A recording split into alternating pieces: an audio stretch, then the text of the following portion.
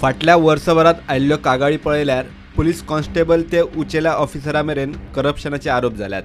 कागाळ जातनाच डिपार्टमेंटल इन्क्वायरीचो आदेश दिवपाची पद्धत गोंय पुलिसेन सुरू केल्या खरी, मात आता ही डिपार्टमेंटल इन्क्वायरी पासून सिनियर पुलीस ऑफिसरां खातीर करप्शन आनी कमाईचे साधन जाला।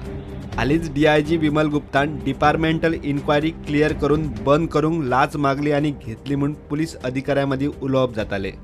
ही दुसपूस निमाणी DGP मुक्तेश चंद्राच्या कानार पावली।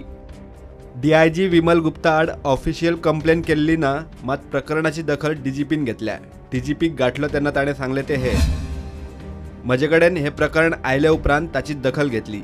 एंटी करप्शन ब्रांचीन ह्या प्रकरणाची चौकशी करची आनी रिपोर्ट दिवचो म्हूण आपणे आदेश दिला।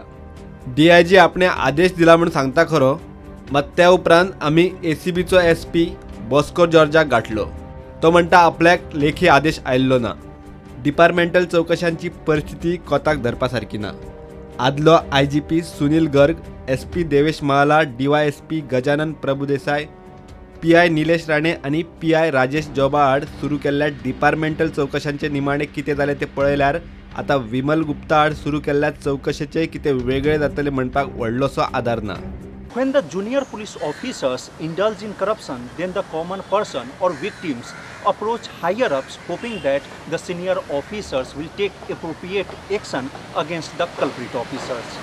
But when the allegation of corruption surfaces against senior officers like IGP, DIG or SPs, then the citizens lose hope and trust over whole police department. Mukesh Kumar for Prudent.